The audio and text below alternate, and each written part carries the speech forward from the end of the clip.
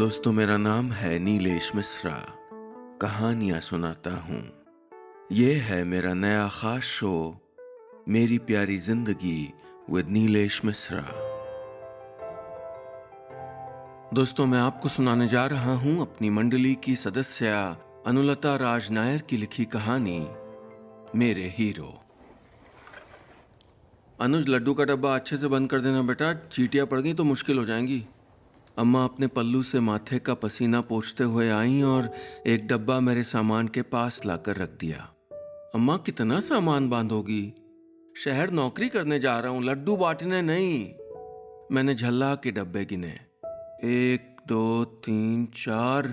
अभी मेरी गिनती पूरी हुई भी नहीं थी कि अम्मा ने टोका, अरे सब में लड्डू थोड़े हैं बिटुआ, एक में मठरी है, एक में तेरा मनपसंद चूड़ा है और एक में। अम्मा हर डब्बे का हिसाब देती कि बाबूजी अपनी व्हीलचेयर लुढ़का कर पास आ गए।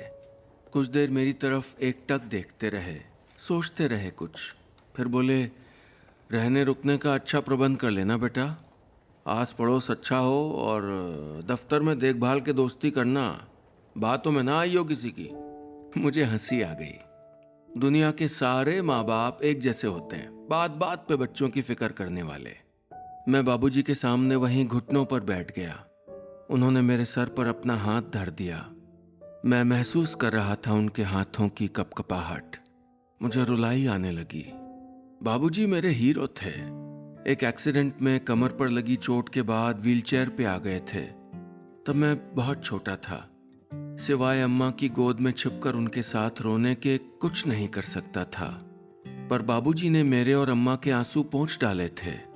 उन्होंने घर बैठकर अपने और आसपास के गांव और कस्बे के लोगों को पढ़ाना शुरू कर दिया। लोग जितना सामर्थ्य होती उतने पैसे देते और हमारा घर चल जाता। जैसे तैसे मेरी इंजीनियरिंग की पढ़ाई भी पूरी हो गई। मुश्किलों से, रोज रोज की कमियों से जूझते हुए अब पहली नौकरी ज्वाइन करने जा रहा था। बाबूजी, आप चिंता मत करिए मेरी। मैंने उनकी हथेलियां थाम लीं।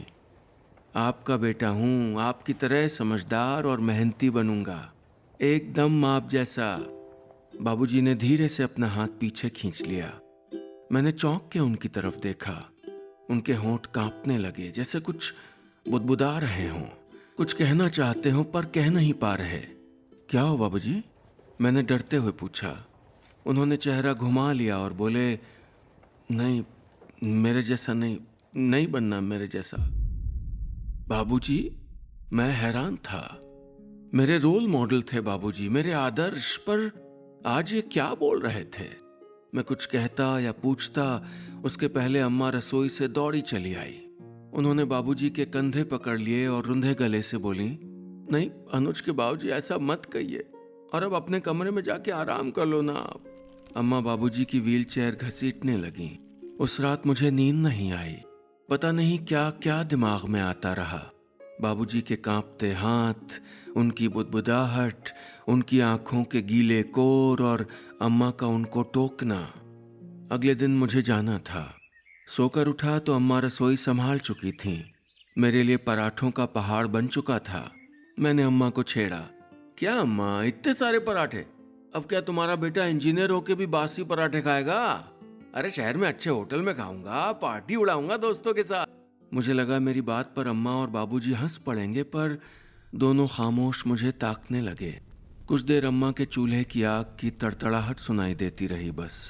फिर बाबूजी गला साफ करके बोले, बेटा एक बात गांठ बांध ले कि दोस्तों ने या दफ्तर के अफसर या साथियों ने कभी भी शराब पीने की जिद की ना, तो एकदम मना कर देना। ना यानी ना, एक बार भी नहीं बेटा। और ये बिल्कुल कठिन नहीं है बेटा। वैसे भी जो तेरा सच्चा दोस्त होगा ना, जिद नहीं करेगा कभी। मैं बाबूजी के अचानक इस तरह समझाने पर थोड़ा असहज हुआ। हाँ बाबूजी, मैं देख लूंगा वो सब, आप परेशान मत हो। कहा ना आपके जैसा हूं मैं, अक्कल वाला।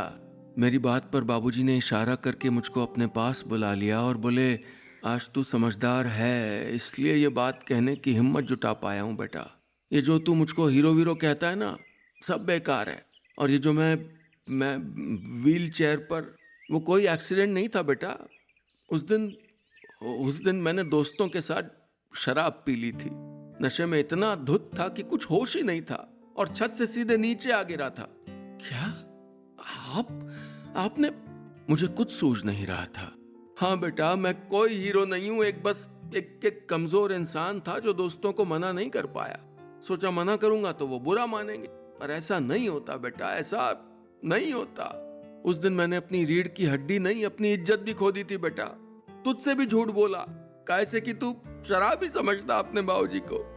बाबूजी का गला रुंध गया, वो बच्चों की तरह रोने लगे, माफी मांगने लगे। कुछ देर को बाबूजी बच्चे बन गए थे और मैं जैसे उनका पिता, मैं कस के उनके गले से लग गया। उनको भरोसा दिलाता रहा कि मैं शराब को ना कहूंगा, पहली बार ही। और उन्हें यह भरोसा भी दिलाता रहा कि बाबूजी आप मेरे हीरो हैं, हमेशा रहेंगे। बस इतनी सी थी ये कहानी। दोस्तों, ये थी मेरी मंडली की सदस्य अनुलता राज नायर की लिखी कहानी मेरे हीरो। क्या आपके भी ऐसे कूल दोस्त हैं जो शराब नहीं पीते? बताइए मुझे उनके बारे में और उनसे अपनी दोस्ती के बारे में कोई किस्सा शेयर करिए नीचे कमेंट्स में, मैं जरूर पढ़ूंगा।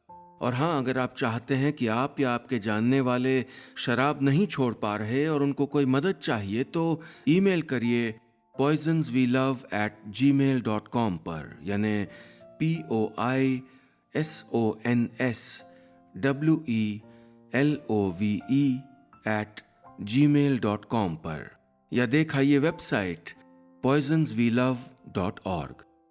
मैं अभी चलता हूं, जल्द मिलूंगा फिर लेकर एक नई कहानी अपने इस खास शो में जिसका नाम है मेरी प्यारी जिंदगी with Nilesh Mishra. World health organisation और मेरी एक साझा पेशकश।